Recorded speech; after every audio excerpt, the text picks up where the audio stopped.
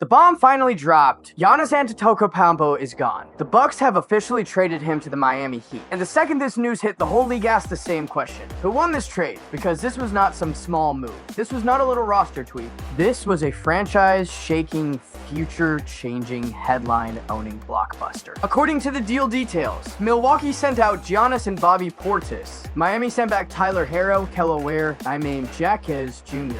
Asperas Giannis, the 13th pick in the 2026 draft, unprotected first-round picks in 2031 and 2033, a first-round swap in 2030, and a second-round pick in 2032. That is a massive package. But to understand this deal, you have to go back, way back before the trade actually happened. According to Shams, Giannis had already told the Bucks front office in May of 2025 that he wanted out. That was the real beginning. Then, during that offseason, he was linked to the Knicks. Talks went on for weeks. New York even discussed a package built around Karl Anthony Towns. But Milwaukee looked at it and said no. Why? Because the Bucks wanted more. More young players, more real upside, more first-round picks, more future control. They did not think the Knicks offer was enough, so the deal died. Then the 2025 to 2026 season started, and things got worse. The Bucks were struggling. The team looked shaky, and Giannis started thinking about leaving again.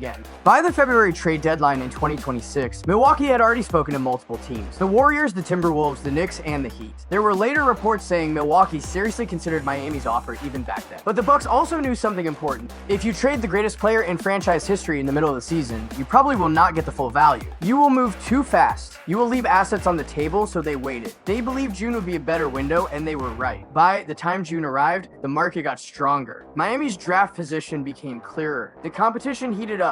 The Celtics entered the picture more seriously, and right before the draft, after going back and forth again and again, Milwaukee chose Miami's package. Now here's where the story gets messy. Because this was never just about basketball, this became personal. Over that full year, the relationship between Giannis and the Bucks front office got worse and worse. Late in the regular season, Bucks ownership publicly said the team planned to either extend Giannis or trade him. That did not sit well with Giannis. He reportedly felt offended by that public pressure. Then things got even uglier. In the second half of the season, both sides reportedly clashed over Giannis's knee injury. Giannis believed he could play. The front office refused to clear him. At one point, the situation even drew league involvement and investigation. That tells you everything. By then, the relationship was basically broken. And still, this breakup was painful for both sides.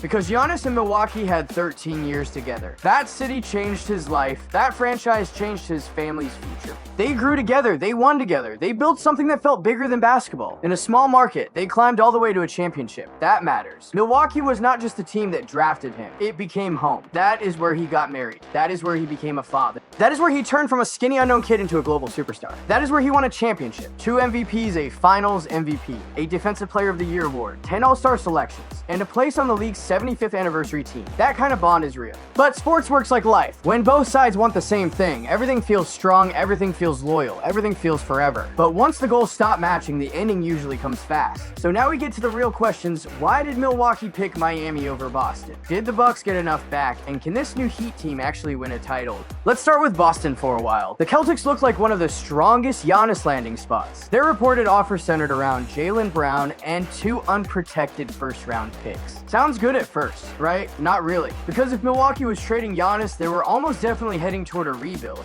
And Jaylen Brown, as good as he is not the kind of player who can carry a rebuilding team into a new era by himself. Then there is the contract. That is the big one. For the next 3 years, Brown is making over $60 million per year. That is a huge number. That is not flexible. That is not easy to move. And for Milwaukee, that creates a problem. You are not good enough to contend, but you are not clean enough to rebuild either. That is the worst middle ground in basketball. And let's be honest, Boston may have had another motive too. Sure, they wanted to upgrade. But they also might have liked the idea of using the Giannis chase to move off a giant deal. From Milwaukee's point of view, that is not ideal value. Reports said the Bucks wanted more from Boston. More young players, more future assets. Names like Hugo Gonzalez and Baylor Shireman came up, along with more picks and more swap rights. But Boston did not want to go that far, so their offer stayed limited. And Milwaukee was not impressed. In a way, Boston may have helped Miami more than they helped themselves. They pushed the price up. They made Miami pay more, and maybe that alone had value for them. Now compare that to Miami's package. It made more sense for a team starting over. Tyler Herro still has value. Kello Ware has upside. Jaquez can help right away. Asperas Giannis is a talented big guard with real potential. Then you add the picks and the swap. And now Milwaukee has what rebuilding teams actually want. Youth upside, flexibility, trade value. Hope that is why the Bucks chose Miami, not Boston. Now let's get to the big debate. Did Milwaukee undersell Giannis? I do not think so. Because trade value is not built on emotion. It is built on the market, and the real market for Giannis was probably smaller than people think. He's already 31. He could be up for another giant contract next summer. And by the time he is 36, his salary could climb to around $80 million.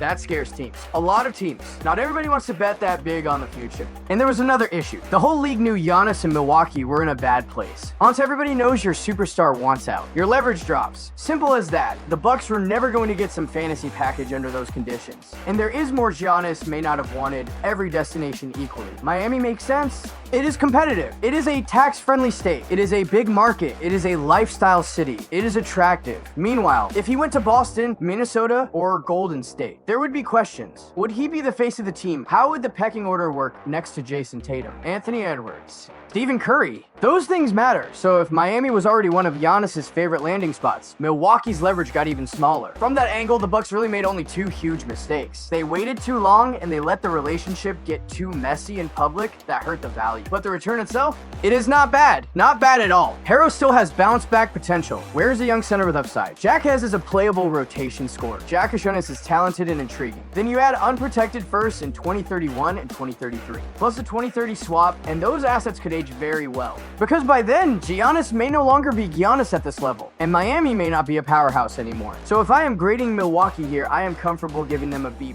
Now let's talk about Miami. Why did they finally go all in? Because they had to. Simple. The Heat were stuck. In the 2025 to 2026 season, they did not even make the playoffs. Before that, they made the postseason. But teams like Boston and Cleveland basically ran them over. For years now, Miami has been living in that awkward middle zone. Too competitive to bottom out, not talented enough to truly scare contenders. And the biggest weakness was obvious. They lacked top-end offense. They lacked elite shot creation. They lacked a true problem solver with the ball. Ever since LeBron left, the Heat have been chasing that missing top-tier superstar force. Then Jimmy Butler left too. That only made the need more urgent. So when Giannis became available, Pat Riley did what Pat Riley does. He swung big because this is Giannis, one of the best players in the world. A top-tier talent year after year after year. Very few teams say no to that, and Giannis changes a lot immediately. He gives you scoring, rebounding, playmaking, pressure at the rim, defensive range, rim protection, transition force, star power. Even if his defensive intensity has dipped compared with his peak years, he still impacts the game at a very high level. The second he joins Miami, the Heat get better. Their top star level rises, their ceiling rises. Their defense gets scarier.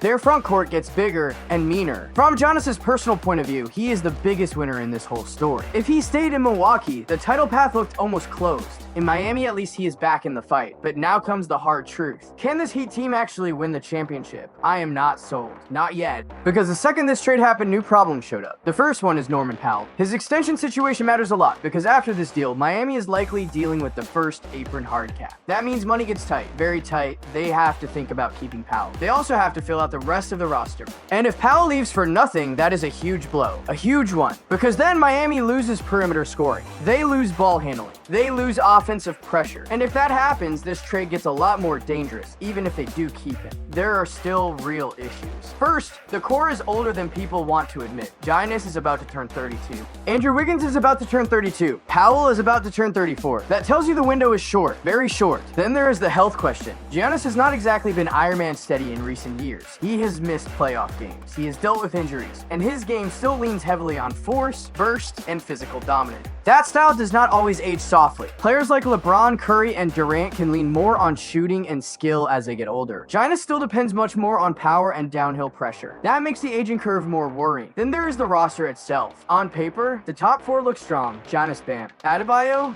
Norman Powell, Andrew Wiggins. That is real talent. But point guard still feels weak. And that matters more than people think because championship teams are not only about how good your best guy is, they are about how strong your weakest link is. Look at recent champions. Boston, Oklahoma City, Denver, Golden State. The weakest guy in those closing lineups was often more reliable than Miami's fifth best option right now. That is a problem. And the bench is still shaky, especially in the front court. Miami still lacks a truly trustworthy backup center. Over a long season, that matters. In the playoffs, it matters even more. Defensively, the Heat should still be very good, maybe even elite.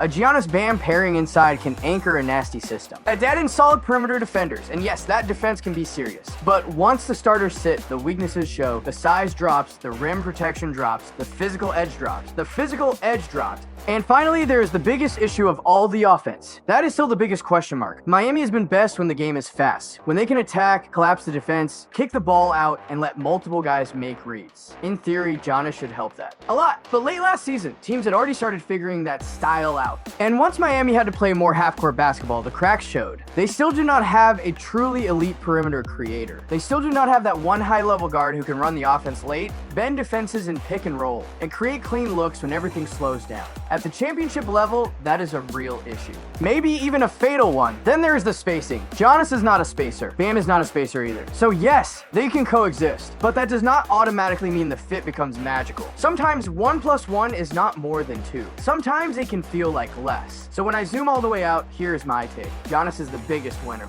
The Bucks did not get robbed. They made mistakes. Yes, they sold too late. They handled the relationship badly, but the return still has value. And Miami absolutely raised its ceiling. No doubt about that. The defense should be fierce. The talent at the top is better. The superstar problem is finally addressed. But this team is still unfinished. There are still real questions at point guard, at backup center, with shooting, with half-court creation, with salary flexibility. So yes, the Heat are back in the title conversation. But conversation is not the same as a championship. Not even close. If they do not nail the next moves, this team may end up being more exciting than complete, more dangerous than dominant, more interesting than unstoppable. And honestly, that is what makes this trade so good. It is not a fairy tale, it is not a clean win, it is not a guaranteed ring, it is a desperate swing, a painful breakup, a late rebuild, and a superstar escape plan, all wrapped into one blockbuster. That is why the whole league is watching. Thank you.